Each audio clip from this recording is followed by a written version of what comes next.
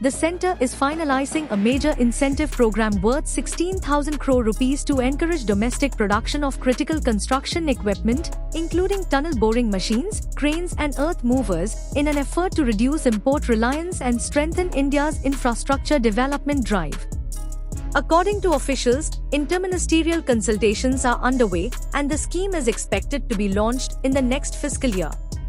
The initiative is designed to ease supply bottlenecks, promote indigenization, and ensure timely availability of equipment for large-scale infrastructure projects. Industry experts note that India currently imports nearly half of its construction and mining equipment components, mainly from China, Japan, South Korea and Germany. This dependence on overseas suppliers often creates supply-side challenges, especially during global disruptions. The construction equipment industry grew 3% in FY25, supported by exports, but reported a 1% decline in domestic sales in the first quarter. Industry leaders argue that incentivizing local manufacturing is essential to build a stronger ecosystem, particularly as India embarks on ambitious projects such as metro expansions, bullet train corridors, mega port developments and high-speed road networks.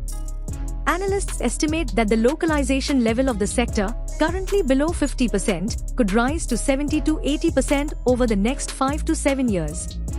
This transition could create a $25 billion domestic market, generate savings of about $3 billion annually in foreign exchange, and support long-term resilience against price and supply fluctuations.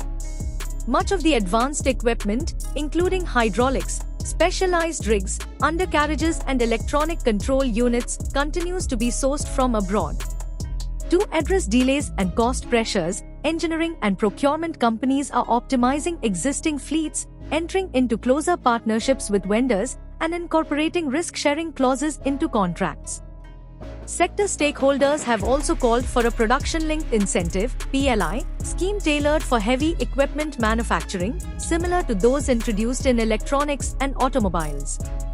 As part of its infrastructure roadmap, India aims to quadruple port capacity by 2047, expand high-speed road networks to 200,000 kilometers, add new rapid rail and metro corridors, and advance bullet train projects. These initiatives are expected to sharply raise demand for indigenized construction machinery, making domestic capacity building a strategic priority.